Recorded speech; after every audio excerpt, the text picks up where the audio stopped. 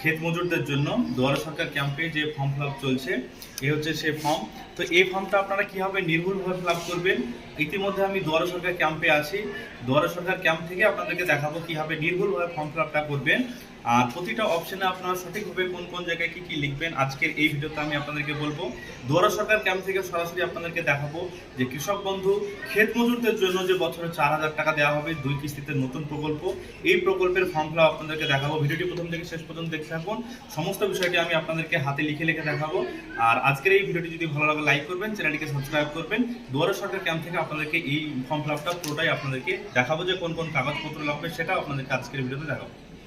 আপনারা প্রথমে এইখানে নাম লিখবেন।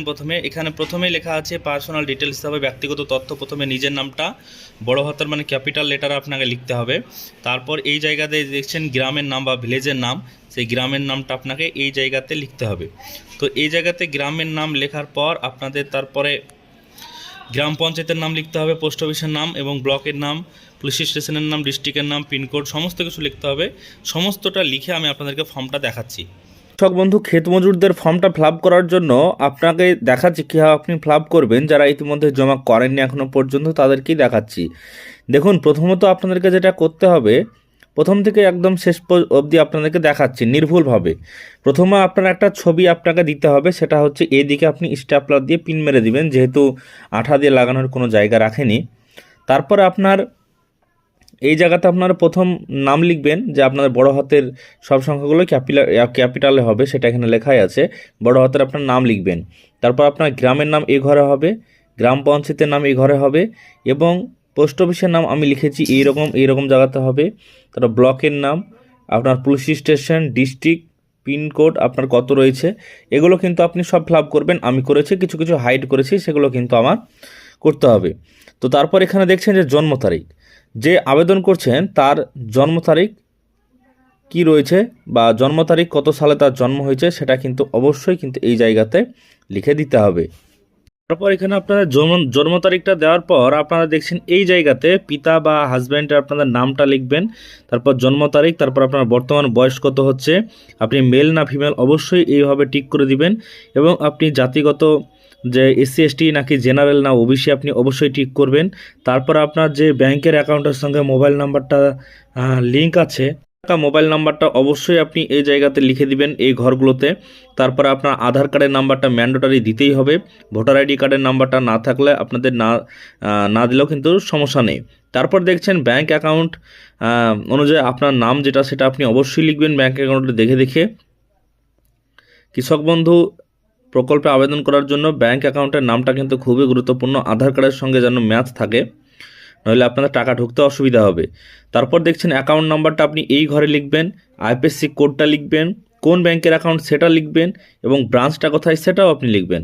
লেখার পর আপনি নিচে দিকে যাবেন, আপনার অ্যাকাউন্টটা কী ধরনের সেভিংস নাকি কারেন্ট অবশ্যই ঠিক করবেন। এবং আপনার যে ব্যাংকের পাসবইয়ের প্রথম পাতার জেরক্স আপনি দিচ্ছেন, সেটাতে আপনার ফটোসহ পাসবই ব্যাংক রয়েছে, সেটা আপনি অবশ্যই ঠিক করবেন। নাকি ক্যান্সেলেশন চেক দিচ্ছেন, সেটাও কিন্তু আপনি এখানে ঠিক করবেন। তারপর আপনি নমিনি হিসাবে একজনকে সিলেক্ট করতে হবে, আপনার পরিবারের নমিনি হিসাবে কাকে নমিনি করবেন। তাহলে নমিনি অবশ্যই আপনি একজনকে করবেন, সেটা আপনার রিলেশনে কী হচ্ছে, বাবা মা নাকি ভাই বোন অবশ্যই দিবেন।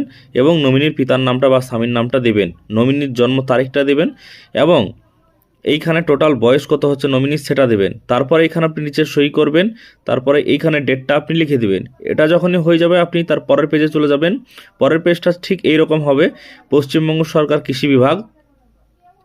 প্রথম আপনার নাম লিখবেন, তারপরে আপনার বাবার নামটা অবশ্যই লিখবেন, আপনার গ্রাম পঞ্চায়েতের নাম লিখবেন, তারপর আপনার ব্লকের নামটা লিখবেন, আপনার জেলার নাম লিখবেন। তারপরে নিচে দিকে আধার নম্বর জায়গা আছে, আধার নম্বর লিখবেন। আধারের সঙ্গে মোবাইল নম্বর, যে যুক্ত মোবাইল নম্বর সেটা অবশ্যই দেবেন এবং ভোটার আইডি কার্ডের নম্বরটা আপনি এই ঘরে লিখবেন। লেখার পর আপনার সিগনেচার করবেন, তারিখ দিবেন, যে তারিখে আপনি আবেদনটা করছেন, স্থান অবশ্যই দেবেন। যদি না থাকে স্থান বানানো যদি না দিতে পারেন সেক্ষেত্রেও কোনো অসুবিধা নেই, কিন্তু তারিখটা আপনি অবশ্যই দিবেন। এবং এখানে বলা হয়েছে দেখতে পাচ্ছেন নিজ স্বাক্ষরিত ভোটার কার্ড ও আধার কার্ড কপি আপনাকে দিতে হবে। তারপরে সংযোজনী 1-এ আপনি চলে যান। সংযোজনী 1, যদি আপনি নিজ স্বাক্ষরিত ভোটার আইডি কার্ডের বা আধার কার্ডে যদি সহি আপনার না থাকে সেক্ষেত্রেও কোনো অসুবিধা নেই, কারণ এই সহিগুলো থাকছে। তো তারপর এখানে সংযোজনী 1-এ গিয়ে আপনি দেখবেন প্রথমত আপনার নাম, তারপরে একইভাবে আপনার পিতার নাম, আপনার গ্রামের পঞ্চায়েতের, আপনার ব্লকের এবং আপনার থানা, এছাড়া আপনার জেলার নামটা আপনাকে দিতে হবে। দেওয়ার পর আপনি নিচের দিকে যাবেন। যদি আপনি এখানে কৃষক বন্ধু নতুন প্রকল্পের টাকা পেয়ে থাকেন বা লক্ষ্মীর ভাণ্ডারের টাকা আপনি পান বা সরকারি যে কোনো স্কিমের টাকা পান, তাহলে অবশ্যই আপনাকে এখানে টিক করতে হবে, তাহলে কিন্তু আপনি এই প্রকল্পের সুবিধা পাবেন না। আর যদি আপনি না পান তাহলেই আবেদন করতে পারবেন। সব শেষে আপনি এখানে সিগনেচার করবেন, তারিখটা দিবেন, দিয়ে কিন্তু আপনি আবেদনটা জানাতে পারবেন দুয়ারা সরকার ক্যাম্পে। যেমনটা আমি আপনাদেরকে দুয়ারা সরকার ক্যাম্প থেকে দেখালাম, সেইভাবেই কিন্তু আপনি আবেদনটা করতে পারবেন।